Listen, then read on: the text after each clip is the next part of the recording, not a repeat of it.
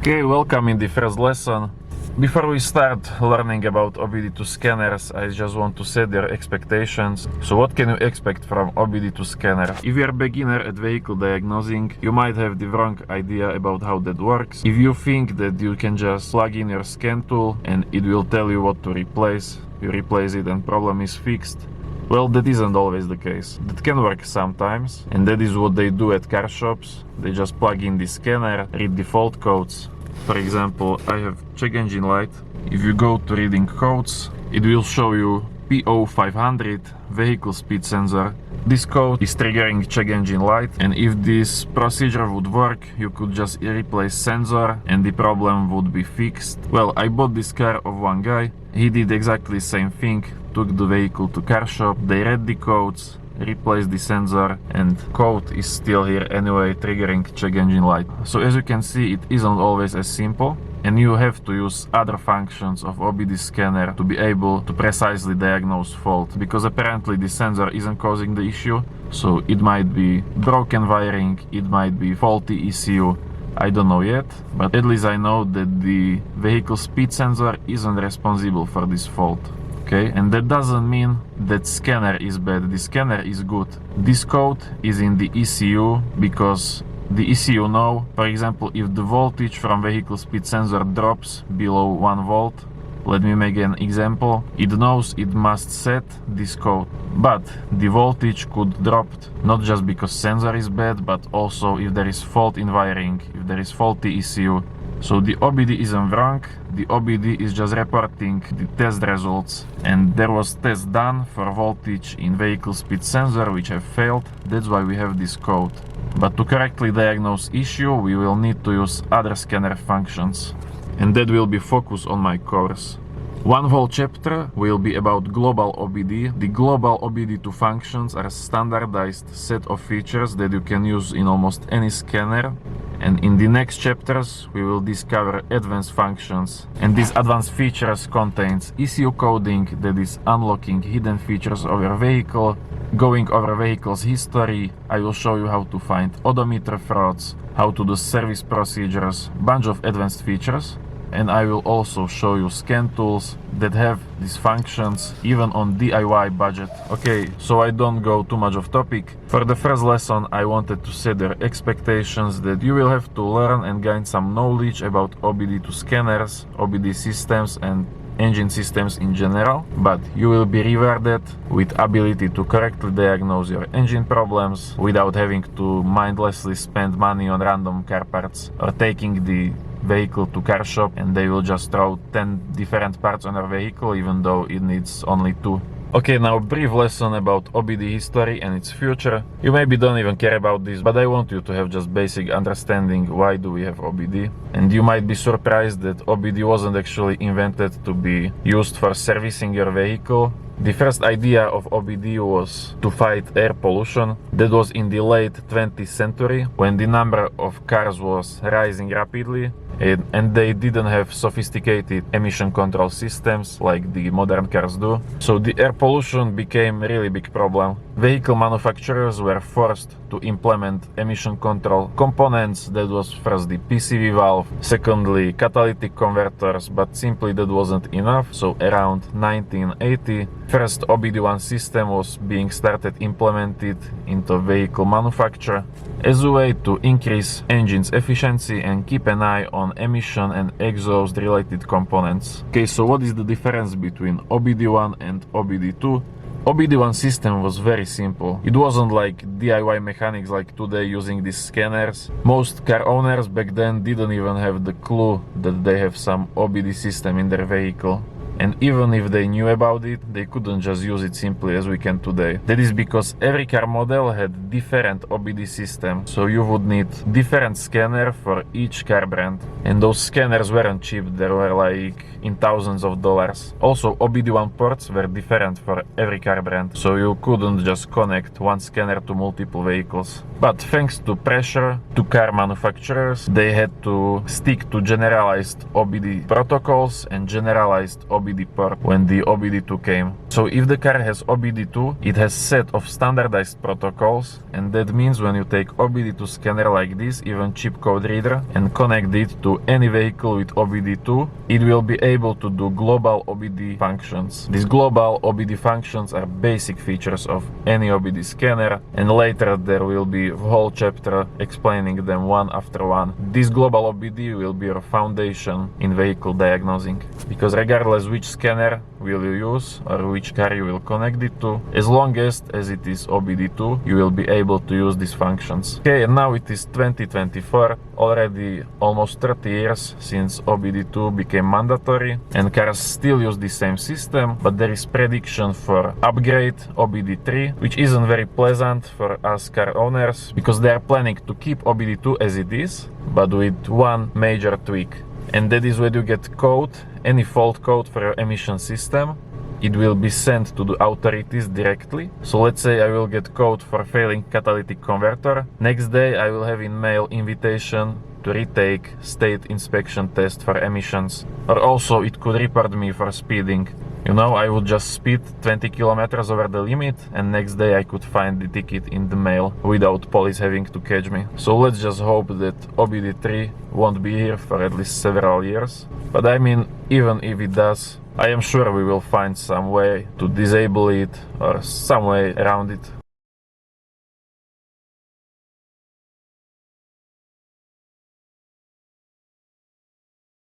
Okay, we will close out the first chapter, and that is to tell you how your OBD2 works. So you have an idea how it works, it will help you with your diagnosing. So, onboard diagnostic system 2 contains of multiple control modules and sensors in your vehicle. The heart of OBD is your engine control module or powertrain control module, whichever is in your car. In this case we have the ECU, but they work on the same principle. So I have ECU, engine control unit or engine control module, and mostly it keeps an eye over the engine related systems. Now all these sensors in my vehicle feed the ECU the data about what is going on in each system in the vehicle. Your ECU knows how to evaluate those data.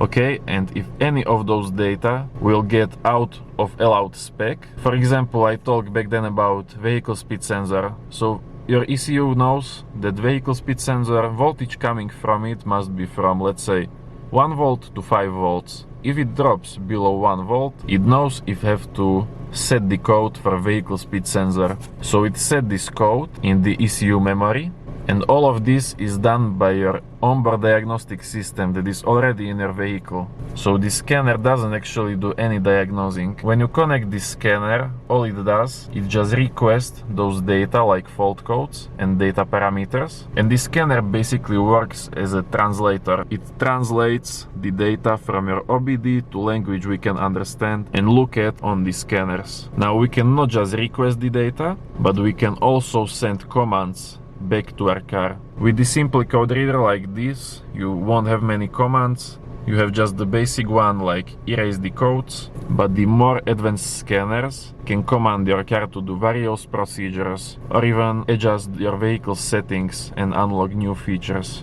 And don't worry, as I promised, I will show you cheap scanners on DIY budget that can do these advanced procedures. Okay, so now you have a basic introduction to OBD. I don't want to drag it for too long, and in the next chapter I will show you different scanner types and I will help you pick your first scanner or pick a better scanner if you already have one but you are not satisfied.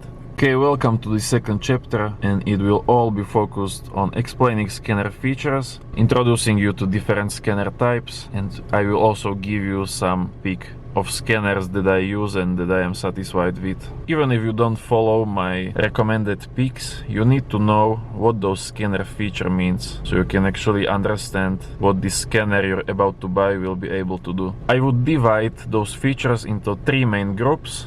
The first group is global OBD. Those are the standardized functions that every car must be able to perform if it has OBD2, but not every scanner can work with all of these. I will give you picks for literally $15 or $20 scanners that can work with all of these modes.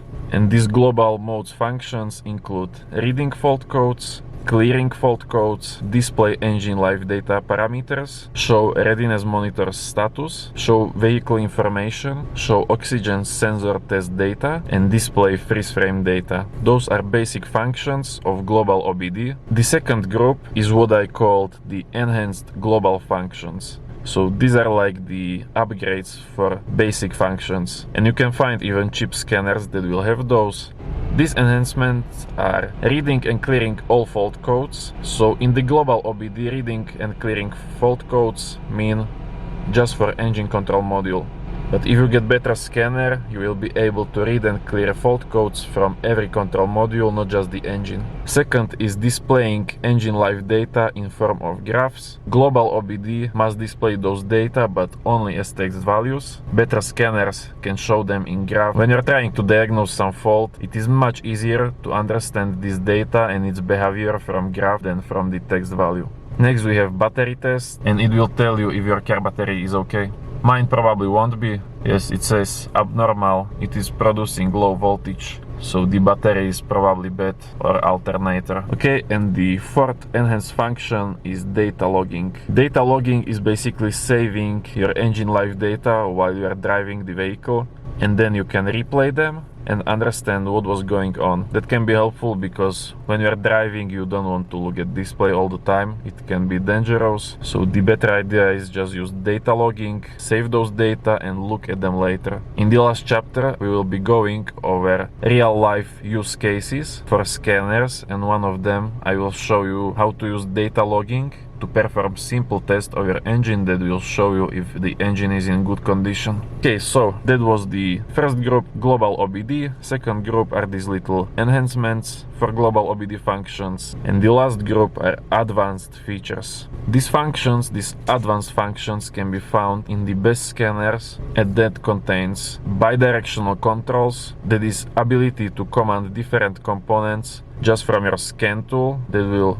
ease up and fast up your diagnostic process. You can, for example, turn on your engine cooling fan to see if it works just from your scanner. Not from this one, but I will show you one that can do it and is also cheap. So bidirectional controls. Next we have service procedures. Service procedures are absolutely necessary to have when you want to work on modern vehicles. For example, you want to change brake pads on newer car, like this Toyota. Maybe you can see it. That was my Corolla, and when you want to change rear brake pads, it actually does have electronic parking brake. So you need to command your brake calipers to open from your scan tool. Then you are able to change the brake pads, and then you have to use the scanner to close calipers back. You won't be able to do that without scanner, and also there are a bunch of other service procedures like force DPF regeneration, injector coding. Really, you can have up to 50 service procedures in the best scan tools. Okay, so bidirectional service procedures. Another is full live data. From the global OBD we know engine live data, but each control module in your vehicle does store its own live data. With better scanner you can go through all of them and read those data.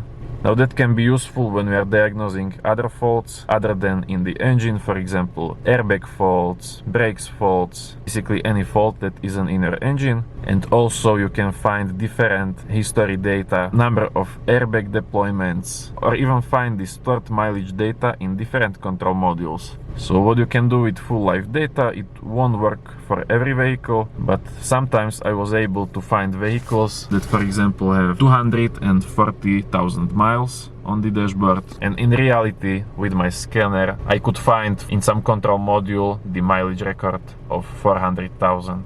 And next, another of my favorite functions, and that is ECU coding. With ECU coding you can unlock hidden features of your vehicle.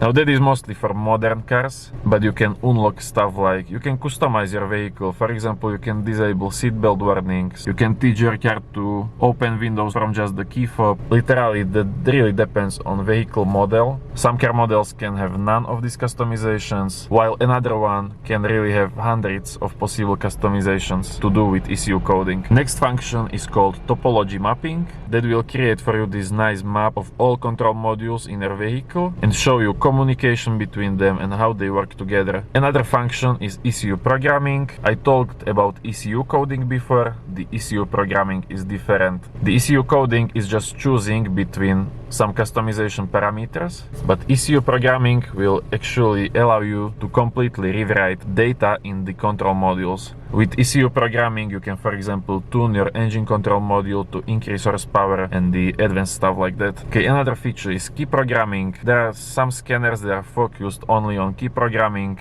or if you buy a more expensive scan tool, it will have this feature as well. So obviously programming the new keys, adding another key, and anything that has to do with keys. Then we have TPMS functions. Also, there are scanners focused just on the TPMS systems. They will allow you to rewrite the calibration ID for your TPMS sensors, allow you to add new set of sensors. Really, everything you need to do with your TPMS system, the TPMS functions are made for that. And the last advanced function I want to talk about is OEM data. Some scan tools will have built-in libraries of wiring diagrams and other OEM data that can be really helpful when you're dealing with electrical issues. Okay, now that you know what those functions means, I can introduce you to different scanner types. First, the most easiest, and I am recommending this for beginners, engine code reader. This is the simplest and most easy to use OBD2 scanner you can find. It has wired connection, so it is fast. It is way faster than Bluetooth scanner that you use on your smartphone. It will do basic OBD2 functions, also like those enhanced functions I talked about, like this battery test, engine life data graphing, data logging, and the price is really budget friendly. These are my two recommended code readers. If you want the budget device, King Bolen Y8200. It can work with all global OBD modes, it will show you engine life data graphs, and it can even do battery test. And if you are ready to spend more, this is around 20-25 bucks. The launch will be more, around 60, but what you will get for the more expensive price: playing engine life data in graphs, but you can also display multiple data at once, for example 2 data in one graph. It will also show little more values, for example the engine parameters. When you want to display them as graphs, you can display almost any engine parameter in graph, but in the cheaper code readers like this, it will show you, let's say, 20 parameters for engine as text values, but you can display only 6 or 7 in the form of graph. So this will show you a little more data. I would say this is one of the best code readers you can buy, and this is definitely best on budget. Okay, next type of OBD scanner is Bluetooth adapter. I use adapters like this when I was starting out with scanners, and as beginner I am recommending either buy code reader or buy Bluetooth adapter. You really don't need anything more fancy to start with. Okay, so Bluetooth OBD2 adapters. What are these and what is the difference between this and code reader? You are using the Bluetooth adapters on your smartphone, and what is great about these adapters, first, they're really small. You can just put one in your glove box and you can have it always ready when you need it. Or if you choose the right one that will not drain out your battery, you can just keep it connected at all times. If this has sleep function, it means it will never drain my battery. When I turn off the car, after a short while, the scanner will stop draining battery power.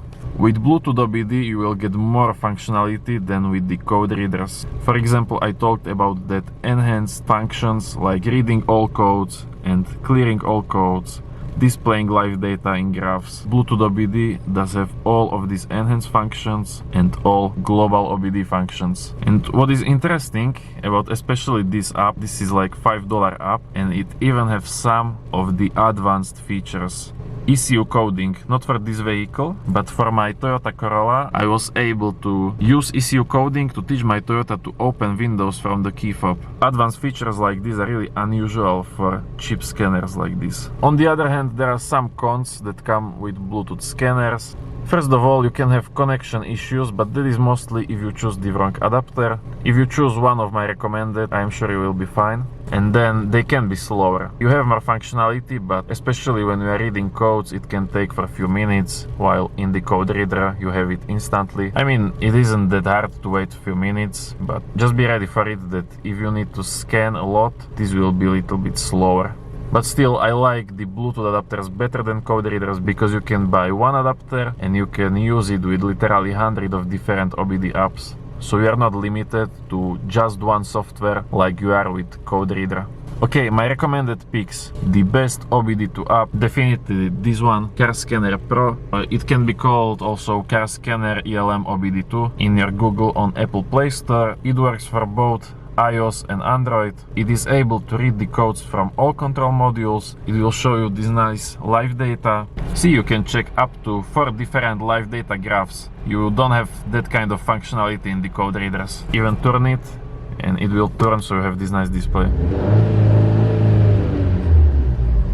It really has everything you could need for a cheap scanner like this, and even a lot of functions beyond that, like ECU coding, data logging, acceleration test. I really tried hundreds of OBD2 apps, and this is my favorite and definitely the best one. Now, what about the adapters? What I have here is OBD-Link MX Plus. Now, that would be best Bluetooth OBD adapter, but it is definitely not the cheapest one. It costs around 140, and if you want to use just global OBD functions, you probably don't need it. But why is this adapter great? Is because it is very safe when you are using advanced features. For example, ECU coding.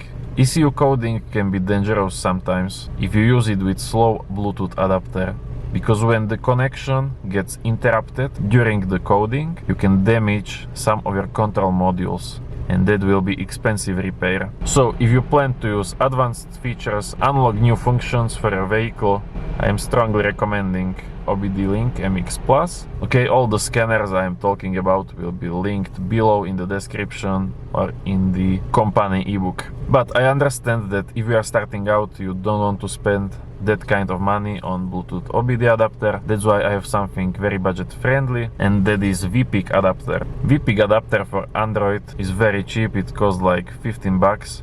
And for global OBD functions, it will work the same. You can even do the ECU coding, but if you want to be safe, for advanced features, I am really recommending the OBD-Link more. But as a scanner to start with, as beginner, the VPIC is great. Just remember that Blue VPIC works just for Androids. If you want to use it on your iPhone, you need the second VPIC. I will have them linked in the description.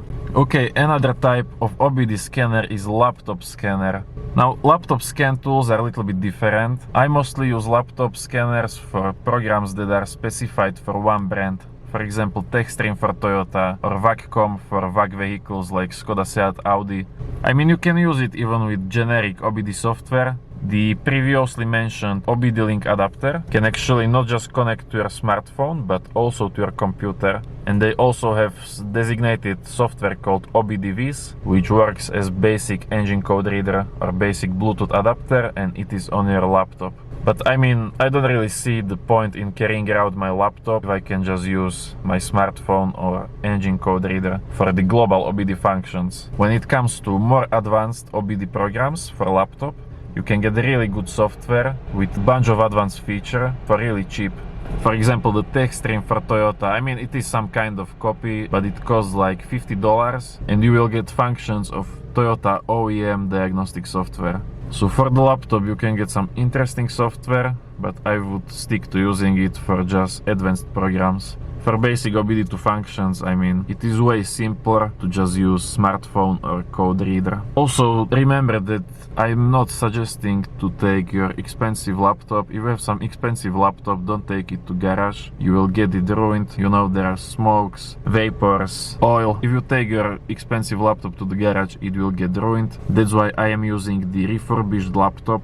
This is really good laptop for diagnosing, and also it is made for harder conditions. I bought it for less than $200, and you should do the same if you plan on using laptop OBD scanner. Just buy some cheap refurbished laptop. If something happens to it, you won't be mad, like if you would destroy your $1,000 laptop. Okay, next type of OBD2 scanner are professional devices. They're either called handheld scanners or just scan tools. Now this is not good pick for start because they cost a lot of money. This is Topdon RTDIAC 900 Lite. I received it for free from Topdon, but it cost like $500. And this is one of the cheapest scan tools. Okay, why are they good? First of all, they are fast. They can work with all modules in your vehicle. For example, I'm sitting in my Toyota. There are around 33 control modules. If I go to this auto scan, check how fast it can scan those modules. Okay, I don't need to show you the full scan. So what you can do with scan tool is enter each control module. For example, I can go to this control module that is controlling just passenger door. And in every control module you can read fault codes, clear fault codes, or even check separate live data stream. Each module does store some live data. Then you can do these bidirectional tests. This is why these tools are called bidirectional scan tools. So I can roll down the window just from my scanner.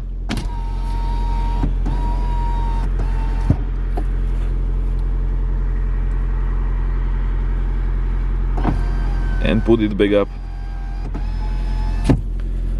And you can also use them when you're checking used vehicle. For example, you go to check the used vehicle and then you find out on test drive that it's overheating and owner is like, it just needs new engine fan because fan is broken. What you could do with bidirectional scanner is go to engine control module and command the cooling fan to start spinning, and you know exactly if the fan is problem or not. Scan tools have also a lot more interesting features. They usually comes with some kind of library. For example, you can read TSBs, service bulletins. If you don't know what that is, these are like guides to solve issues that are repeating in some car model. For example, in Corolla you can have some weird problem that is hard to solve. So if someone solve it, he will make TSB, complete guide on how to do it. And when you have issues like that, you can just find the bulletin and basically you get full guide. There is also a bunch of other data like warning light library. So these are probably the best tools if you want scanner that will work on multiple car brands. And depending on the price and scan tool level, it will have also advanced features like ECU programming, ECU coding, unlocking hidden features, and service procedures, which will help you with your service tasks. For example, changing brake pads on your vehicle, you won't be able to do it with scan tool like this because you need to command your brake calipers to open and then close them after you change brake pads. Okay, this will be the last lesson before we actually start to work with our OBD scanner. And that is how to pick your OBD scanner. I already explained the different scanner types, but I want to give you some extra tips for buying the scanners so you can make sure you are picking the really best you can buy for your budget. My tip number one, start with the cheap tool. You really don't need anything fancy. Maybe you are now excited about starting vehicle diagnosing, and when you will see that it is kind of hard at start and that is not that simple as you thought, you will give up on it or stop using it. Okay, so probably the best thing you can do, even if you are planning to diagnose your own faults for a long time, the really best thing you can do to start is to buy the cheapest OBD scanner possible. Just follow my recommended picks for cheapest devices. For example, this King Bolen YA200, $125, or get the VPIC as Bluetooth OBD scanner. You will spend $20-25 and you can start working with your global OBD, and then you will see if you are getting better and you need more advanced features, then you can upgrade to better scanner. The worst thing you could do is just spend hundreds on expensive scanner and find out after 2 months that you are not even using it. With cheap device like this, you cannot go wrong. Even if you don't do anything and you won't continue learning engine diagnosing, code reader like this is always helpful. If you get the check engine light, you can always check what is the fault, you can erase that light, you can check your readiness monitors to see if you will pass emission inspection. Code reader like this I would suggest as must have for every car owner. Okay, the second tip, expensive scanner doesn't equal good scanner. There are some scanners that have really strong advertising budgets, and if you see the ads, you might get an idea that they are a lot better than in reality. A prime example of that would be Carly adapter. I mean, you see all these ads like this is the amazing scan tool, this is like $3,000 scanner, and in reality you buy it and it is worse than $15 VPIC with car scanner app, even though it costs $150. You need to pay those $150 every year. Before you buy scanner, what I am recommending, I already tested, so you can either trust my recommendations, or if you decide to go with another scanner, just read the reviews first. Make sure to read the reviews, go watch YouTube video, you will get an idea what is possible with the scanner you want to buy, and you will also find out what are people telling about them. Are they good? Are they work as they should? should, you know, research before you buy. Another tip is check if you will have to pay subscription. A lot of good scanners will require you to pay subscription, that is okay, but the worst thing you can do is pay subscription for a device that shouldn't be charging subscription. That is again mentioned Carly. Like, that scanner is really basic, it doesn't even do all global OBD functions, and yet they are bold enough to charge $150 each year to use it. For a scanner like that, the paying yearly subscription is completely unacceptable. So also research if there will be subscription, and also find out what is the subscription fee, and if your scanner will stop working completely when the subscription is over, or if you can continue using it with old software. Again, if you pick my recommended beginner's pick like this code reader or vPick, you don't have to worry about any of that. There is no subscriptions for simple devices like that. Okay, we will be closing out the second chapter. Finally, I hope you now have your scanner ready. And the last lesson of this chapter will be just to show you how you connect your scanner to your vehicle. So let's take one of these. These are like snakes, let's say the Ansel. So how do you connect your scanner? Let me turn the engine off for a bit. You have to locate your OBD port. This is the connection plug, and you need to find port that you will plug this into. Most of the times the port will be under your dashboard, on the side where is your steering wheel, somewhere under it. If you have trouble finding it, like in this case, you need to look for your interior fuse box and the port will be there. In the 95% of cases, either under the dashboard or in your interior fuse box. If you didn't find it on any of these places, you can either look somewhere in your center console, or if you really don't know where to look for it, what you can do, you can open this OBD connector app. Do you love our app? Of course. Choose your vehicle, then you can choose vehicle, model year, and it will show you location of the OBD port. Okay, so you need to find your OBD port. I know where is mine, in the interior fuse box. Now I have it connected. It will let me know by starting out. Now code reader will start automatically, so I know it is getting power from my OBD.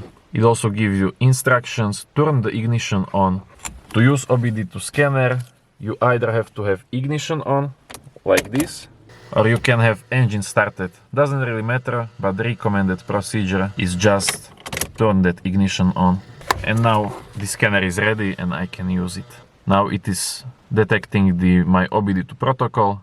OBD2 protocols are something like OBD dialects. There are 5 generalized OBD protocols. This one is KVP2000 or KWP2000. Each OBD2 vehicle must be able to speak one of these 5 protocols. You will also see that when we are choosing the scan tools, some say in product description that this scanner supports all OBD protocols. Okay, so I have it ready, I can start using it. Now, what to do if you have some connection issues? Let's say you will plug your scanner and it will not start.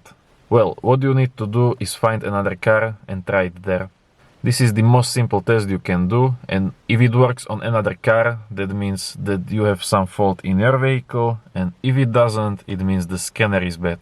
Now, before you start panicking, a lot of the times the scanner doesn't communicate. It is because ignition isn't turned on. Don't forget about that. Ignition must always be turned on, or engine must be running in order to use OBD scanner. If it doesn't work anyway, even on another vehicle, that is scanner fault. Not much you can do. Message the seller where you buy it from. He will either return you the money or will tell you how you can fix it. But what to do if you connect it to another car and it does work? Well, that means you either have some fault in your vehicle. Most common causes: OBD fuse, check fuse for OBD, check your OBD port, especially the back of it. You need to make sure that your cables are okay, and before you start panicking that your OBD system doesn't work, sometimes with code readers, it happened to me one time with the code reader, I plugged it in and it simply didn't work. When I used it on another vehicle, it worked completely fine, even though in my first vehicle the OBD system was completely okay and another code readers worked fine. So sometimes it is just scanner incompatibility. Also, this scanner I got recently, Launch CR3008 Plus. You would think that it doesn't work, because when you go plug it in, check it out, I will connect it to my port. It is completely pushed in. but the scanner is not starting. And for some reason this scanner requires that little extra push to the OBD port so it starts working, unlike other readers. So that can be also causing the issue. Check this out. I need to use a little bit of force, push it in, and now it does start. So this is also one of the probable cause of not working scanner. There can be few additional reasons. Okay, I'm not sure where you are watching this, but either in the video description or in the ebook that comes with this course, I will explain in more details why your scanner could be not working. Okay, welcome in the chapter 3, focused on 10 global OBD modes. Okay, so you went over introduction to OBD, you went over lessons about how to pick scanner, and now it is finally the time to start working with them. Your basic foundation in vehicle diagnosing will be these 10 global OBD modes. So these global OBD modes are a standardized set of functions. The vast majority of scan tools will have and support these functions. 10 OBD modes, so there will be 10 lessons in this chapter, each covering one of these modes. The global mode number 1 is engine live data. In my opinion, also the most used and most useful mode. Just remember that these live data are mostly used for diagnosing gasoline vehicles. Now a lot of them will be also present in diesels, but the main live data, the most useful live data, are mostly for gasoline vehicles. Okay, so let me connect the scanner. Now the vehicle is completely cold and I will show you how to read those live data. Okay, so let's connect the scanner. Go to data stream. View all items. Let's start with fuel system status. When you are in open loop, that means engine is determining air and fuel mixed based on learned values. And when you are in closed loop, engine actually takes into consideration data from your engine sensors. Okay, when the engine is cold, it will always be open loop. I didn't even start the engine yet. Let me start it. Okay, already we are in the closed loop. So it took just a few seconds to switch from open to closed loop. Then you have fuel system number 2. Not available. Why? Because this is 4-cylinder engine and I have only one engine head. Many of these parameters you can see twice. For example, fuel system 1, fuel system 2. That is for engines that have multiple engine heads. So if you have V6, V8, you have 2 engine heads, and in the OBD those heads are called the banks, bank 1 and bank 2. So if you have 4-cylinder like me, you have just bank 1, all data will be just for one engine head. If I would have V6 engine, I would see fuel system number 2, I would see fuel trims for head 1 and head 2, we would see oxygen sensor data for bank 1 and for bank 2. But since this is 4-cylinder, we have only one set of data just for bank 1. There are 2 most important live data that will help you with diagnosing vehicle or check used vehicle, and those are fuel trims and oxygen sensor data. Here is the short-term and long-term fuel trim. Now, what are those? The fuel trims are correction to your fuel amount. So if you see 10%, that means your ECU is adding 10 extra % of fuel to your air-fuel mix. For the fuel trims, you always want to see as low as number possible. You want to be close to 0. Anything over 10% or under minus 10% means that you have issue in your vehicle. If you see high positive fuel trim, like plus 20%, most likely that is caused by vacuum leak, because now there is more air coming into engine, so ECU tries to compensate with adding extra fuel. If you see negative value, like minus 20%, that is often caused by failing fuel system. Either fuel injectors are bad, basically any fault that prevents fuel getting into engine. So short-term fuel trim is faster and it is adapting quickly to changes in your vehicle, and long-term fuel trim is basically reacting to your short-term. If you have longer ongoing problem in the vehicle and your short-term fuel trim gets to like 20%, if the long-term fuel trim sees that, it will jump to 20 as well, and your short-term then go back to 0. So basically, when the short-term fuel trim is high or low, the long-term fuel trim will make a permanent adjustment to fuel amount. The short-term fuel trim will then reset.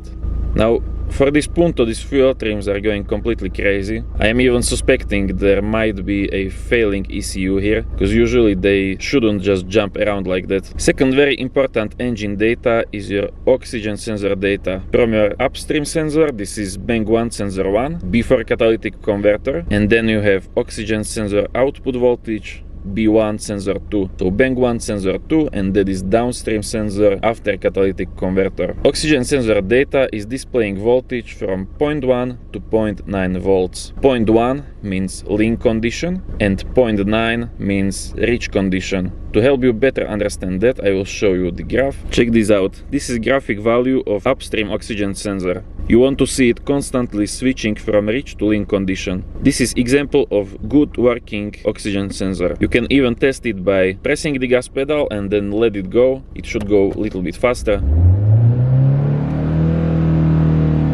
And when I let go, it goes lean for a while and then starts switching again. So the oxygen sensor is properly reacting to what is happening in the vehicle. Also remember that you can have oxygen sensor, but you can also have air-to-fuel sensor, which acts a little bit different. And I will show you how air-to-fuel sensor is reacting on Corolla. Because in the Punto we have oxygen sensors, but in Corolla I have air and fuel ratio sensor. They do the same function, but they are a little bit different, especially when you check the live data. Now let's look at both oxygen sensors together. Now in the graph is not very visible here, but check the values at the bottom. Look how the upstream oxygen sensor is switching constantly, while the downstream oxygen sensor, the downstream is green, and the green stays pretty much at the same value, and that is exactly what you want to see. Your downstream oxygen sensor cannot be switching like upstream one does. In case you will see your second sensor closely following oxygen sensor 1 data and also jumping around, same like oxygen sensor 1, that means you either don't have catalytic converter or it is failing. For good working catalytic converter, you want to see your oxygen sensor 2 stable like here. It is always around that 0.7 volts, while the sensor 1 is switching. This is example of good working oxygen sensors and also good working catalytic converter. Okay, that were the most important data, and now let's check the other ones. Now we can go a little bit quicker. These are not hard to explain. Engine coolant temperature, you know that. These are the fuel trims. Intake manifold absolute pressure is your MAP sensor data. It measures pressure in your intake manifold, and this pressure is used for your engine fuel map. Monitoring this pressure is necessary for ECU to adjust air and fuel mixture correctly. Engine RPM, rotations of your engine. Ignition timing advanced for cylinder 1. Now ignition timing advanced, it needs 10 degrees of rotation, okay, because your spark plug needs to fire in advance, so the explosion will happen exactly when your piston reaches the top. If you see negative value, that is called timing retardation. That means your spark plug is firing late when your piston is already going down. Intake air temperature, temperature of the air that is being sucked in your engine. Absolute throttle position, so how far is the throttle pressed. When I press the gas pedal all the way down, it should say 100%. Okay, almost the 100. Short-term fuel trim, bank 1 S1. This is like your backup fuel trim.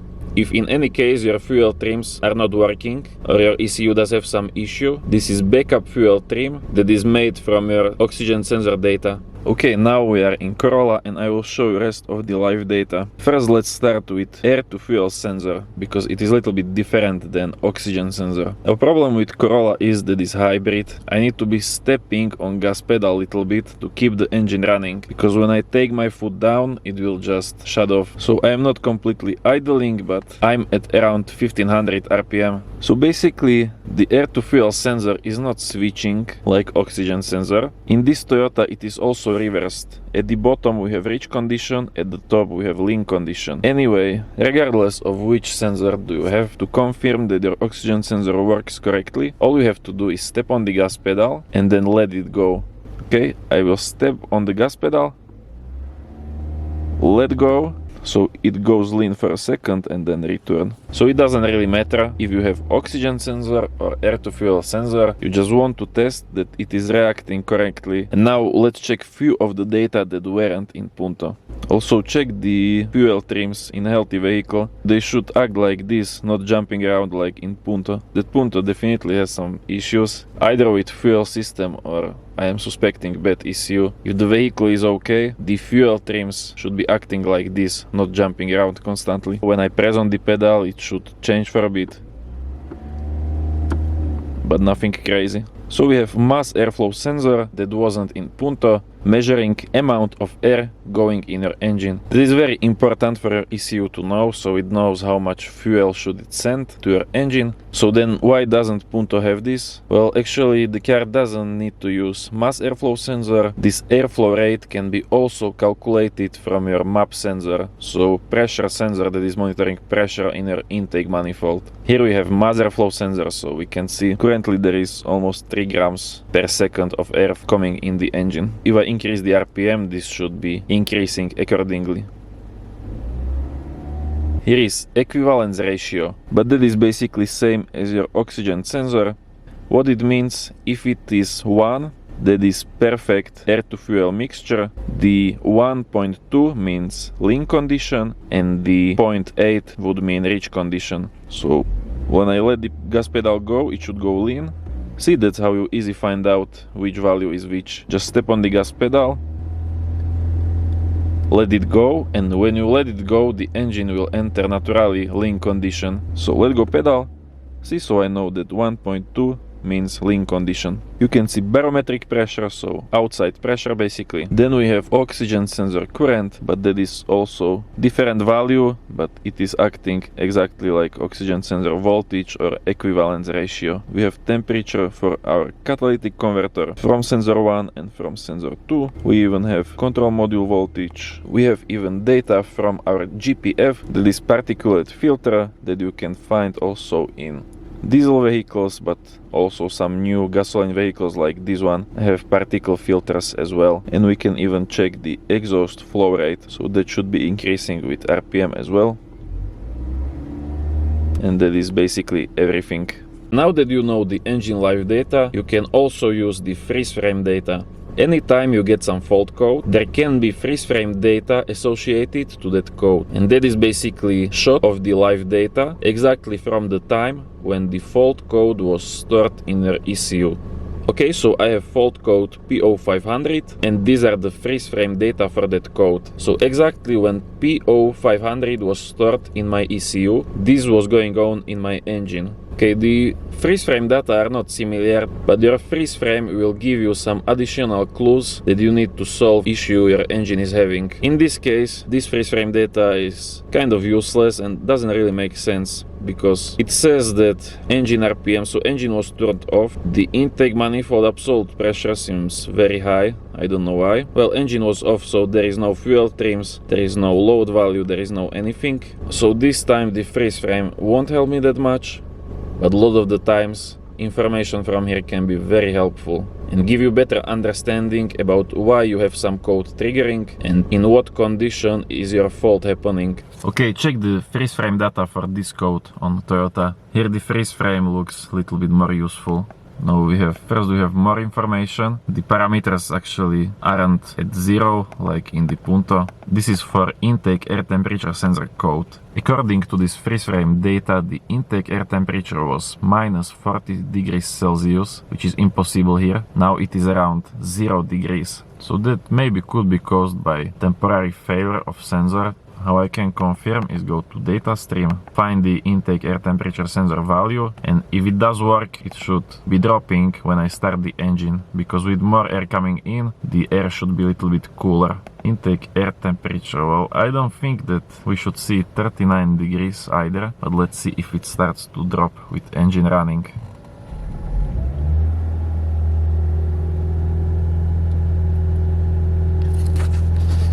Mode 3 is reading fault codes. Most basic function of OBD2 scanner, and that is reading fault codes or DTCs. So we have two codes here, P0500 and P0340. So some scanners will also give you code description, most of them do. I have seen scanners that for some reason doesn't, but most will show you description. And if you have better scanner, for example this Ansel, there is information button. If I press it, it will also list out for me possible causes for this code. So faulty vehicle speed sensor or vehicle speed sensor harness or connector is open or shorted.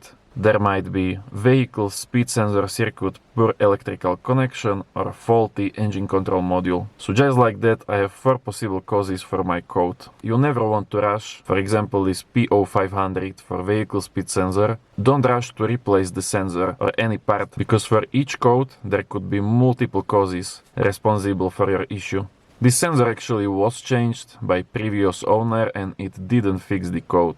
Now also the live data are acting weird on this vehicle and I am suspecting that there is ECU failing. Okay, for every trouble code there are some general rules applying. First letter P as powertrain, that are faults in your engine, transmission and every system that is responsible for moving your vehicle. Okay, let me show you in the DTC library. You can have P, you have C as chassis, those are the faults mainly about your ABS, brakes and power steering. You can have B as body codes. Body codes are used for components in your vehicle's interior, basically anything that is in your interior, seat belts, airbags, and then you have U codes. That stands for network codes, and they will display if you have any failing communication between your different control modules. Okay, this first number, it will be either 0, 1, 2 or 3. If you see 1, that means that code is specific for car brand. So for example, P1 400 can have different meanings for different car brands. That is up to each car manufacturer to set meaning for these codes that start with 1. On the other hand, if you see 0, if you see 3 or if you see 2, those codes are generic and they have same meaning for all car brands. So for example, P0400 will have same meaning for different car brands. Same for Toyota, same for Fiat, same for BMW, doesn't matter.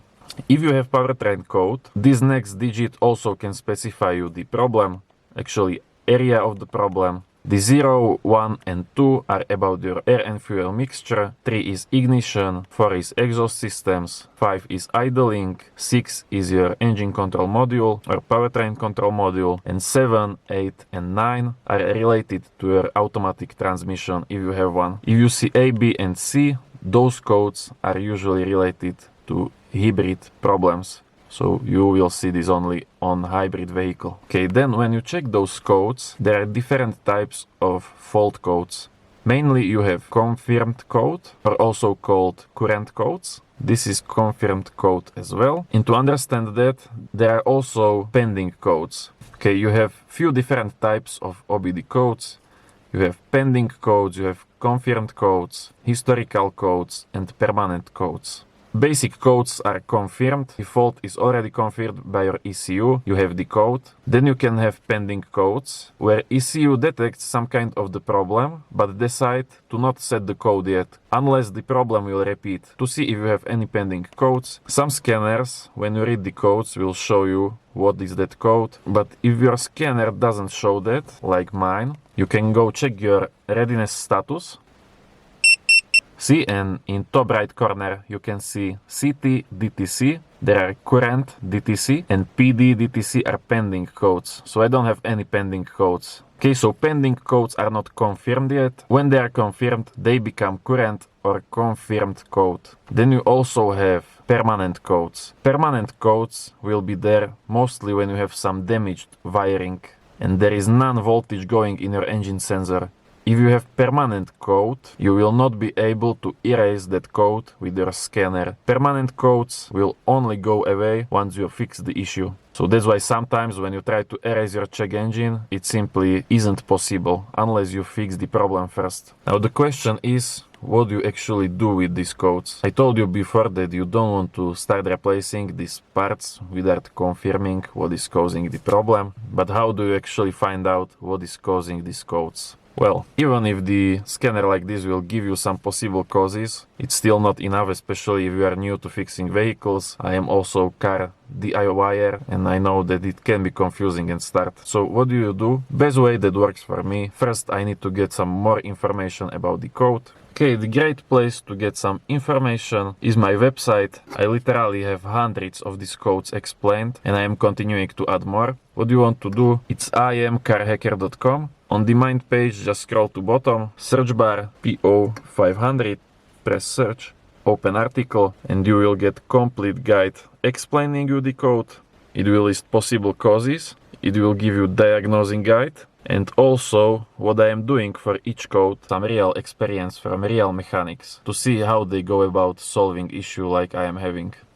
Okay, so first find out more about the code, and secondly, to be honest, most of the times you will read for example, you read my guide or another guide on internet, you will get to certain car parts that you need to test. Some car parts you will be able to test with your scanner by using other OBD modes or even advanced if you decided to buy more advanced scanner. But sooner or later, if you want to be able to precisely diagnose faults, you will need to start and learn how to use digital multimeter. Okay, in this case, vehicle speed sensor. What I want to do to see if the sensor is bad or good, test the resistance, test if there is voltage going in your sensor. You will fastly know if the sensor is good or bad. So what you actually can do, simply when you get vehicle speed sensor code and you are not sure and there are no other modes on scanner that you could use to determine issue, what you can do is simply order that vehicle speed sensor online, put it in your vehicle, and if it doesn't fix the issue, you can simply return it. Most of the countries have this return policy. What you order online you can return in maybe 1 or 2 weeks. So you might lose some time while fixing the car, but at least you won't lose any money. Mode number 4 of global OBD is erasing codes. That is very simple to understand. You know, you can just erase the codes. So if you have check engine light, there must be some fault code that is triggering the light, and when you erase the code, the check engine will go away as well. Okay, so that sounds very simple, and it is. Just remember that you don't want to erase every code right away. If you erase code, you are losing a bunch of other data. First, your freeze frame data. If I wanted to delete my codes, first what I want to do is go to my freeze frame and either write those freeze frame down or take a photo with my phone. Why? Because I will probably need some of this information when I will try to fix my vehicle. Or if you want to take your vehicle to garage, the freeze frame will also help them diagnose issue precisely and faster. So freeze frame is number 1. And second, when you go to your IM readiness, this is by the way mode 6. I will talk about it in the 6th lesson. But basically readiness monitors are keeping eye on your emission and exhaust related systems. When you erase the codes, you are also resetting your readiness monitors. Okay, so you will reset the monitors and it usually takes maybe 2 or 3 days to perform all the tests again. Why that can be a problem is when you are going for state emission inspection. In many countries, looking at these readiness monitors is part of inspection. If you delete the codes before inspection, you will reset monitors, and if they see monitors like this, you will not pass. So think about that before you erase codes. Okay, so remember that you are erasing additional data. On the other hand, erasing codes can also help you. When I get trouble code, what I do the first is usually erase the codes. And that is because sometimes you can get these random faults. Maybe you have weak battery or something and it is completely unrelated.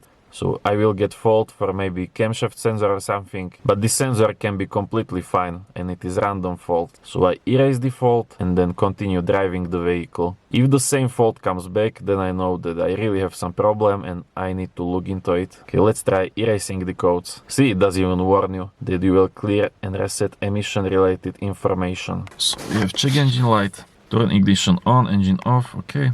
And now when we start the car, the check engine should be gone. Yes, it disappeared. The mode 5 of global OBD is oxygen sensor test. This oxygen sensor test is present in global OBD only for older vehicles. Any vehicle that uses CAN bus system, which is system to connect your control modules between each other, and usually it is in all vehicles after 2008. If the car has CAN bus, you won't be able to do oxygen sensor test. For vehicles with CAN bus, your oxygen sensor test is actually done in one of your readiness monitors. This vehicle doesn't use CAN bus, so we can check the oxygen sensor test. So I have 2 oxygen sensors in this vehicle, Bang 1 sensor 1 upstream sensor and Bang 1 sensor 2 downstream sensor. Okay, so you can read all this data and also the evaluation, passed or not passed status. Now, to be honest, I don't see much use for this mode. I almost never use it, simply because there are literally hundreds of fault codes regarding your oxygen sensors. So anytime one of these value will get out of range, I don't have to look it up in oxygen sensor test because I will just get fault code and it will tell me what is wrong. So I really don't have much use for this mode. But you can go there and you can check different data for all of your oxygen sensors. If you try to do oxygen sensor test on vehicle that use CAN bus system, this is Toyota, it shouldn't work. It will says it's not supported. Or will it? Okay, so actually Okay, apparently I was mistaken. And for some cars you can do oxygen sensor test, even if it does use CAN bus system. But that doesn't change anything about that this mode is not that much useful. Now, mode 6. Onboard monitoring or readiness monitors. Both are part of mode 6. Okay, so this vehicle does not support onboard monitoring. I will show you that on Toyota. So now I can show you at least your readiness monitors. Readiness monitors keeps an eye on your exhaust and emission related systems. And there are two types of readiness monitor. You can have either continuous or non-continuous monitors. The continuous monitors are checking the most important systems in your car. Continuous ones are MIS as misfire, fuel system monitor, and CCM monitor. CCM monitor is monitoring your engine sensors. Fuel system monitor detecting any fuel system faults, and misfire is checking for any misfires in your engine. They are most important because fault in any of these can mean damage to your engine or other expensive components, for example catalytic converter. All other monitors are non-continuous, and the difference between them is that continuous monitors constantly run tests to see if the system is okay. Non-continuous run this test maybe just one per every drive. This is actually also very useful to see. Open these monitors, and this will give you a pretty good idea if your car will be able to pass state emission inspection. If they look like this, you probably won't pass. If they are all green, you have really good chance of passing. You can also use this to check overall health of your engine. If you see all monitors green, there are no codes, your engine is in good shape. And now the onboard monitoring are additional data from your engine. I will show you that on Corolla. Now let's check those readiness monitors on another car, more healthy car. Okay, so we have some fault codes. I know because we have check engine light. I was messing around with mass airflow sensor, so that's why I have check engine. But here is how the monitors should look like on a healthy vehicle. All monitors are passed. The gray monitors are not even in my vehicle. So all monitors that I have are passed, so all systems are okay. Another part of mode 6 is onboard monitoring. Check it out in Toyota because in Punto it wasn't supported. So we have all this additional data. You can check as, let's say, misfire monitor data. See, there we can see that we don't have any misfires. Okay, so you can check misfire data even for each cylinder separately. We can look at our EGR monitor data, variable valve timing, or even catalytic converter monitor data. And everything looks fine. The mode 7 is pending codes. I already explained what pending codes are when we were discussing the mode 3. So pending codes are ones that are not confirmed yet. The fault must be repeated, so the ECU knows that there is really fault in your car, and then it changes pending code to confirmed code. I don't think I have any pending codes in this vehicle, but we can check. I have different code reader now. We can go to read codes. There probably will be none because I deleted them. We have only the current for vehicle speed sensor. This scanner is actually showing what type of code that is. Okay, so this is current code. If there was pending code or permanent code, you would see it here. Now, if your scanner doesn't show what type of code that is, to see if you have some pending codes, you can just go to your IM readiness and see on the top right corner PDDTC, those are pending codes. Number of pending codes, I don't have any pending codes. Global OBD mode 8 is called component control or evap system test. Now, if you looked into bidirectional OBD scanners or you even have one, you know that advanced scanner can do many of these component tests. You can control, there will be lesson about bidirectional function, but with bidirectional scanner that can really do component control. Just from your scan tool, you can control basically any component in your vehicle that is powered by some switch or electricity. Now, even though this mode 8 shared the similar name, component control, it isn't that sophisticated and you don't have hundreds of tests. Basically, what you have is only one test, and that is for your evap system. This evap system test is self-test for evap system to see if it seals properly. Your evap system is responsible to keep all gasoline vapors sealed, so they cannot escape to atmosphere. Now this is similar to oxygen sensor test. This is one of the less useful modes, and that is because I tried that on bunch of vehicles, and to this day I haven't discovered vehicle where I could use this mode. Anytime I try it, it will just says that vehicle is not supported. We can try for the Punto, but probably won't work. EVAP system leak test not supported. Let's check, maybe it does have to be with engine on. Nope, it doesn't work either. Okay, similar like the Mode 5 oxygen sensor test. You probably won't use this one either. Okay, now I jumped in the Toyota to see if we can do EVAP system test, but there isn't even such a test available, but we have another test for particulate filter. Let's try it. Okay, well, this is kind of weird. It says particulate filter, but when I try to use it, it says that EVAP system leak test failed. I don't know which one is it, particulate filter or EVAP system leak test. Okay, one more card that this mode won't work on. Mode 9 of global OBD is called vehicle information. Mode 9 will show you different data like your VIN number, and for some cars also calibration IDs for your vehicle control modules. This one wasn't even able to retrieve VIN number, which is kind of weird. Let me try different scanner. Let's go to vehicle information. Okay, so that wasn't issue with scanner.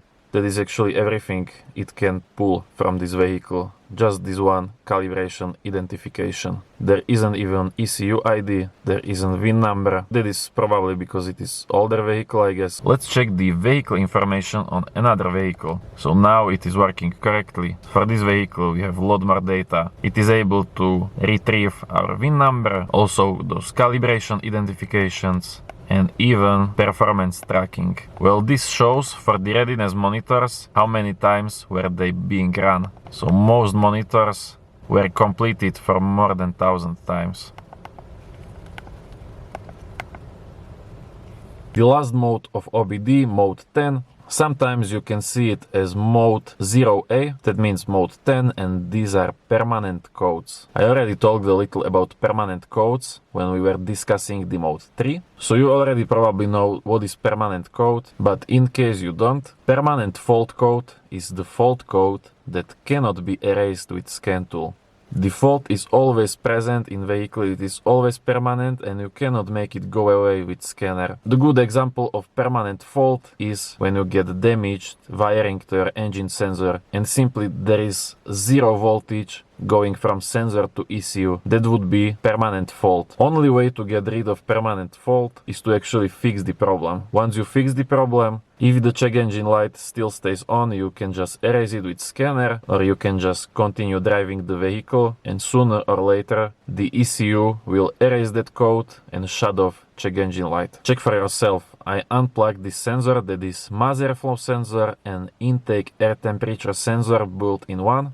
When I leave it unplugged, see for yourself, it will set permanent fault code. Okay, welcome in the next chapter, and this one focuses on advanced scanner features. So we need to swap code reader like this to something more advanced. And that would be ThinkDiac 2.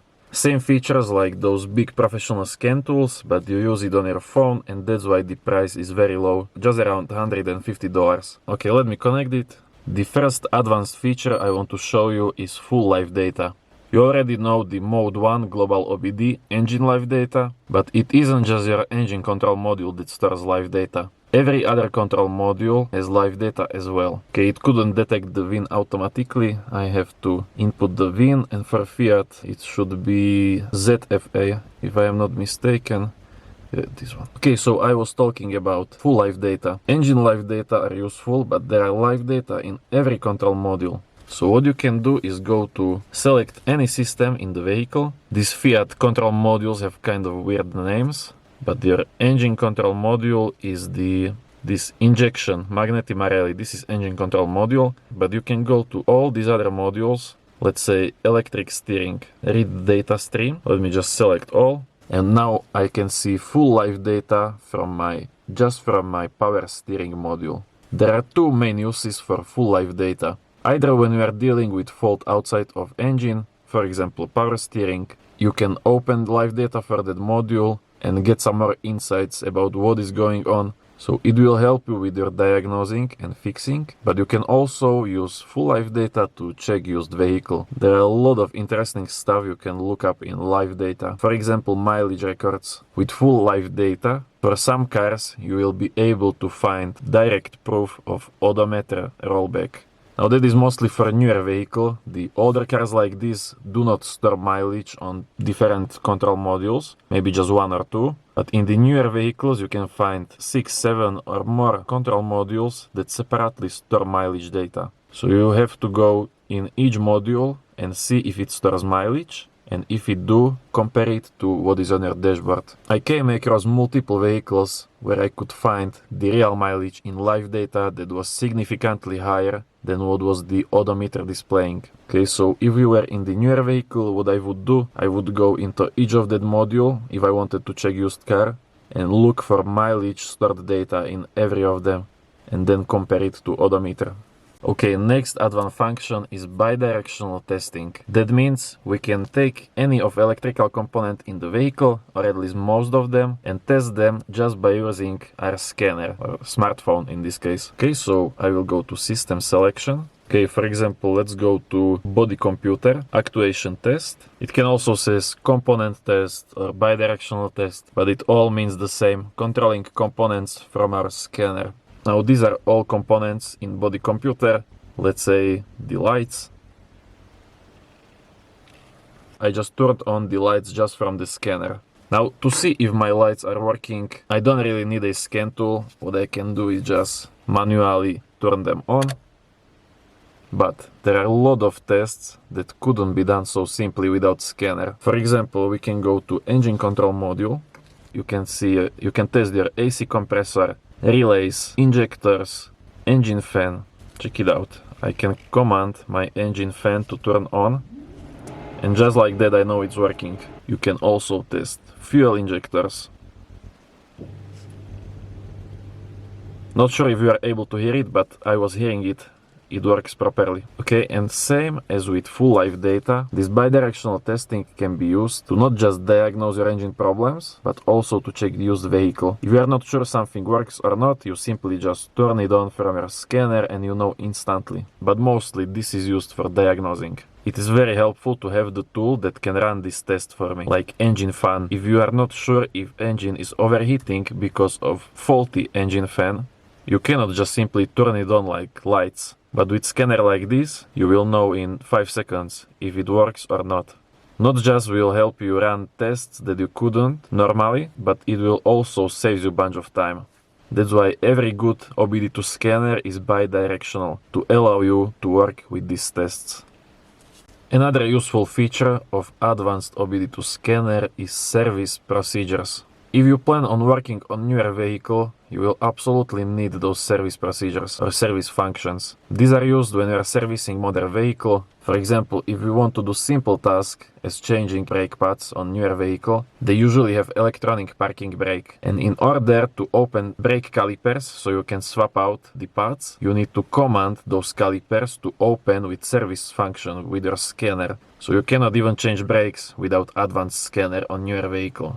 Now these are the service functions for Punto. We have service lamp reset, steering angle learning, ABS bleeding, throttle learning, immobilizer key matching, coding the injectors, and bunch of others. Just remember not to play around with these functions unless you need them and you need to use them in order to complete service task. Check out these service functions for modern vehicle. This is 2022 Corolla. Even for simple service tasks like brake pad replacement or battery replacement, you will need OBD2 scanner that can do service procedures. One of my favorite advanced scanner functions is ECU coding, and that means adjusting behaviors of your vehicle or customizing vehicle settings, something you cannot customize with just menu in your car. You need OBD scanner to perform this. Check it out, customize settings. Now I get all these groups of customizations let's say power windows. See, I now get all the settings just for power windows. I could allow opening and closing windows with key inserted in door lock, or also allow or disallow opening windows just with my key fob. For example, this feature wasn't allowed when I got vehicle from factory, and I did have to use ECU coding to allow it, so I can open windows from my key fob. That is just power windows. Let me go back, got all of these categories. For example, warning. The ECU coding is very often used to disable seatbelt warnings and also other annoying warnings. So here you could deactivate seatbelt warning, low key battery warning, even change how much your turn signals should flash. Now I have these options. Let's say you set it to 6 times. Now the turn indicator will flash 6 times.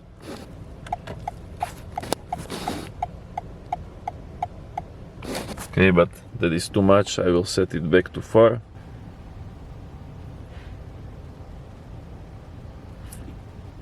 Okay, and you have also a lot of other categories. These settings are already learned by your vehicle. So what you are doing with ECU coding, you can just choose between parameters that are in your car. For example, previously mentioned power windows. The Toyota already teach this model to open windows from my key fob, and then it puts settings in your ECU. So what can we do with OBD scanner and with ECU coding? In just select from these pre-learned parameters. All these settings are already saved in the Toyota. Only thing we are doing is just choosing it will be on or off, or some customization like with this turn signal flashes time. Okay, for example, let's take this lane change flashing times adjust. When I go to set, I have only this option.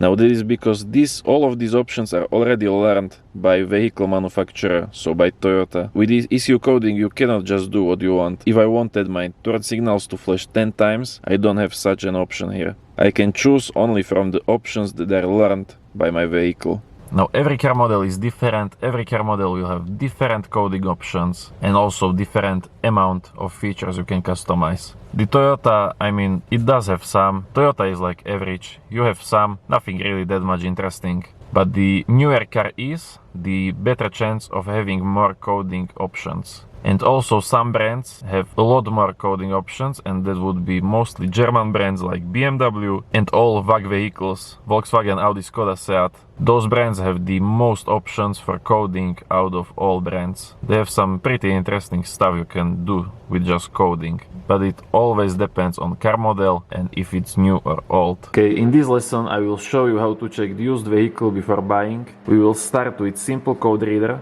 and then I will show you a few additional ways if you have more advanced scanner. Now to check used vehicle, if I want to use simple scanner, I prefer code reader before Bluetooth OBD, because the Bluetooth OBD can be slow and it takes too much time to scan. And you want to do 2 scans, one before test drive and second after test drive. Now it happened to me that I was checking used vehicle for a friend. I tried to scan for fault codes with Bluetooth OBD and it took like 15 minutes. Then you and also the seller will start becoming impatient, and if you are about to check used vehicle and you have only simple scanner, the code reader will be better for that. Okay, the best place to start will be your IM readiness monitors. You definitely don't want to see monitors like this. Now what that means, either all those systems are bad, or there can be faulty ECU, or someone was deleting the codes and monitors are resetted and didn't have chance to run yet.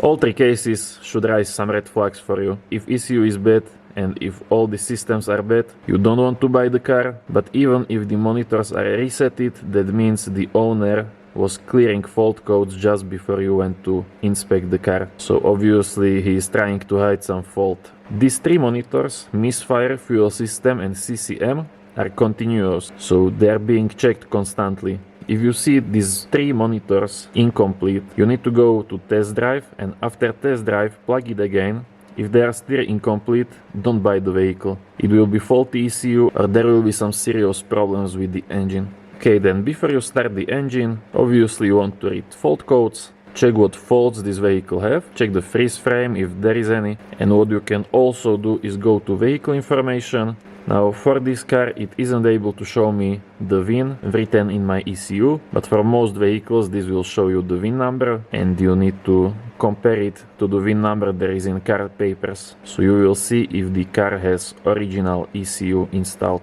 And next good way to inspect engine health for gasoline vehicles will be checking the fuel trims.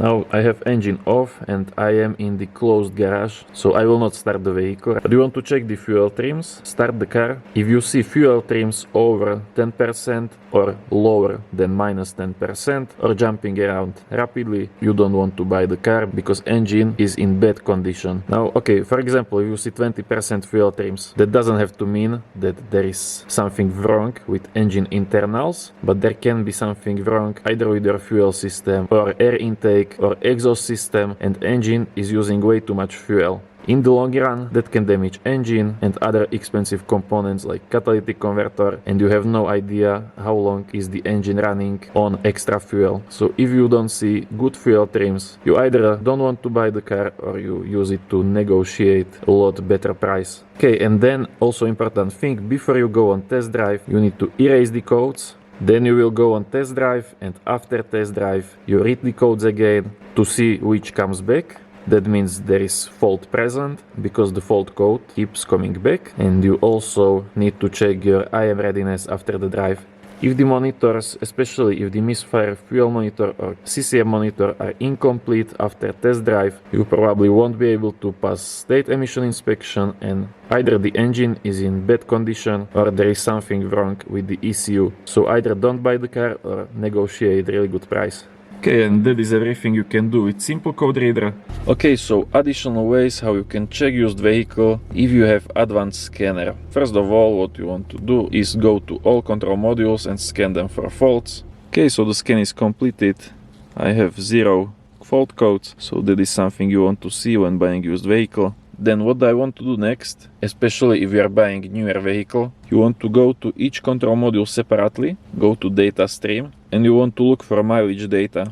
In the Toyota, this data is called total distance driven. Okay, here we have total distance traveled, 77,000 kilometers, which is correct. Let me just input distance.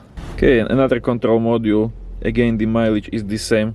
What you want to do to detect if there is any odometer rollback is go through all of these control modules and look for the mileage data in every of them. Now there won't be mileage record for every control module, but you can find several modules which have this information, and you compare them to see if any of the control modules doesn't have higher mileage than the others. Next function of advanced scanner that can help you when checking used vehicle are bidirectional tests. You can test hundreds of electrical components with their bidirectional testing. So for example, look, we have even checked the cylinder compression. Okay, probably won't work on my vehicle because this doesn't have any starter and there is no cranking, and it needs cranking in order to make this test. But let's say you go on test drive and the car you want to buy starts overheating, and the car seller is like, well, it just needs a new engine cooling fan, it stopped working yesterday, so you can just buy the fan and car will be okay.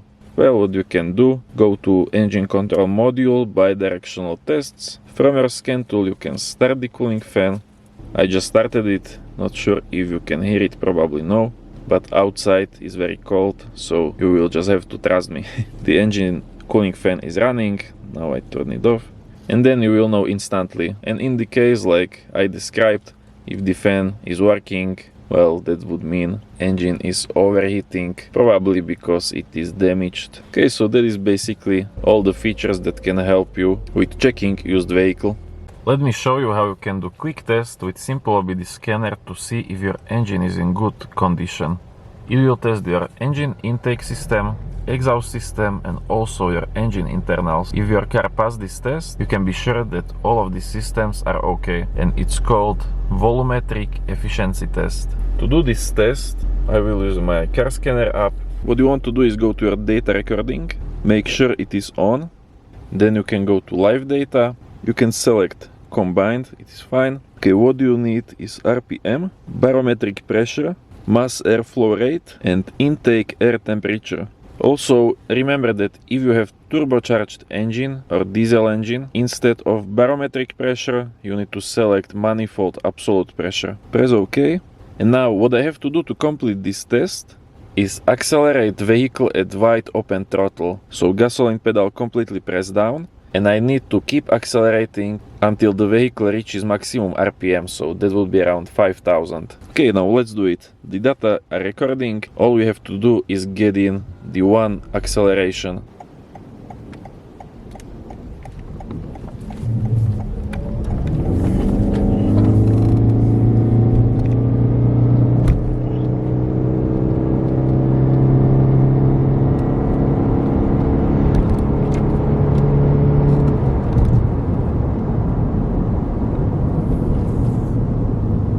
Okay, so let's stop the data recording, and to review those data you have to disconnect scanner first. Now go to data recording, this is the last one, and we need that barometric pressure, RPM, intake air temperature and MAF airflow rate. So first let's write those data down. So all the data you are taking the value from when the RPM was highest, so exactly this point. Okay, so we have our values. Now we have to input them to volumetric efficiency calculator on my website. So open my website, iamcarhacker.com, go to this search on the bottom, type in volumetric, it is enough, engine volumetric calculator. Let's input those values. So we had 61 grams per second, RPM 4200, baro 94. Make sure to select correct unit, kilopascal. Intake air temperature was 47 Fahrenheit. Also select temperature units. Engine displacement for this one is 1.8 liter. Now I can calculate. For the good volumetric efficiency on engine without turbocharger, we want to see more than 80%. And it says 83%. So I know my engine is okay, engine internals are working correctly, there is no damage inside the engine, air intake works fine, as well as exhaust system. So I know that my car is in good condition by performing this very simple and quick test. Okay, check this out. This is how you can quickly find out if your vehicle have vacuum leak. See, there is vacuum leak in this car.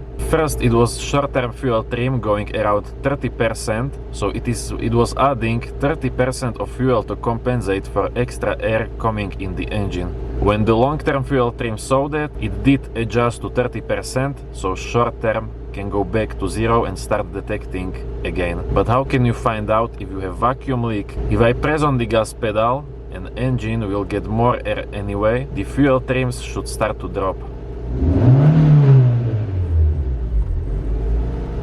See, I press the pedal and fuel trims drops to zero. That confirms that we have vacuum leak. And why is that? Well, because when is engine idling, the vacuum leak is responsible for significant portion of extra air that is coming in your engine and needs to be compensated with extra fuel. But when I press that gas pedal, the throttle is open, there is way more air coming in, so even when I have vacuum leak, it will not show on scanner, because now that vacuum leak isn't that significant. It is responsible only for a small portion of extra air. Check it out again. I will press the gas pedal. See, and fuel trims will get to normal. But when I let vehicle idle, the 30% extra fuel is needed to compensate for that extra air coming in.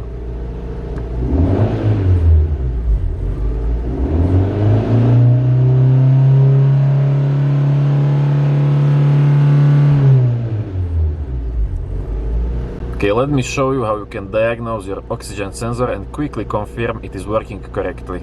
Open your data stream. You know what, we can actually display the graph, it will be better. We want to test upstream oxygen sensor that is responsible for adjusting air and fuel mixture. The sensor after catalytic converter, sensor 2, is there to monitor catalytic converter. But right now we want to check if our oxygen sensor works correctly, and this is upstream, the most important one. Oxygen sensor should be constantly switching from rich to lean condition, exactly like in this graph. This is example of good working sensor. If this sensor wouldn't work, you could see just one line, it would stick to the same value. And you also want to test if it reacts to what is happening in the vehicle. If I press on the pedal, it should go faster, and when I let go, it should go lean for a bit, and then start switching again.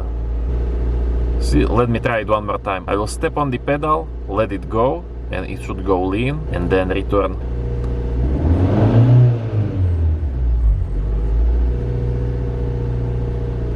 This is example of good working oxygen sensor. Now, if you have air-to-fuel sensor, it will not be switching at idle like this one, but you can do the same test. Press the gas pedal, let gas pedal go, and you want to see some kind of reaction. The sensor should be going lean, and then return to original value, whatever it was doing before that. Keep in mind that air-to-fuel sensors often they are like kind of switched. In classic oxygen sensors, here at the bottom it means the engine is running lean, and top means engine is running rich. When is value at top, it is rich condition. When the value is at bottom, it is lean condition. With air-to-fuel sensors, often that is reversed. So you have lean condition at the top and rich condition at the bottom. I will show you that in the Corolla. It actually uses air-to-fuel sensors. Regardless of which sensor do you have, to confirm that your oxygen sensor works correctly, all you have to do is step on the gas pedal and then let it go.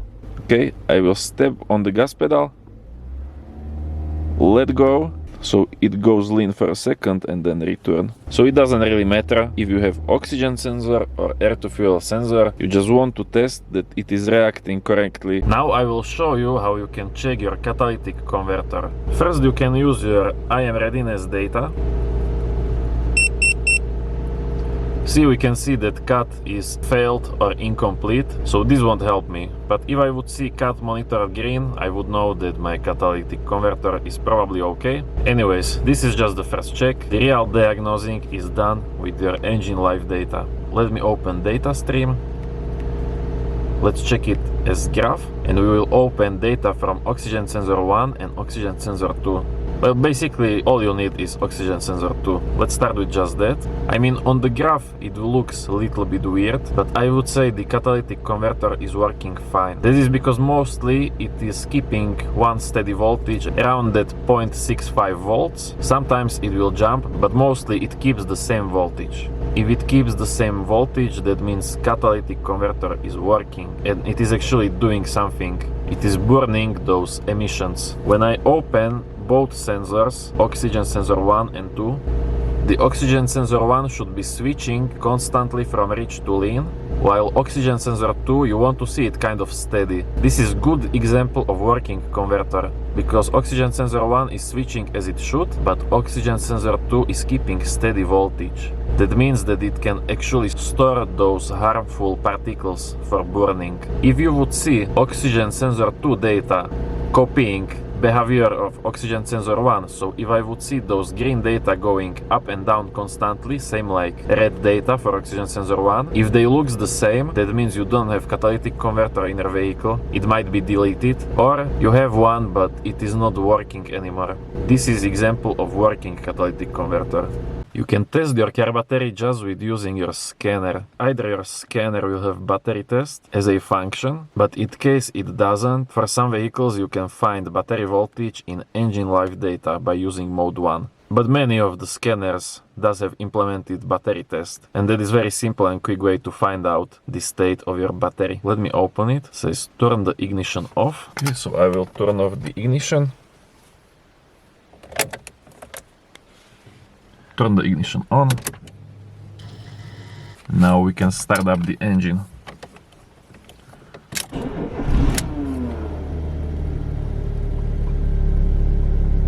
This battery looks kind of weak.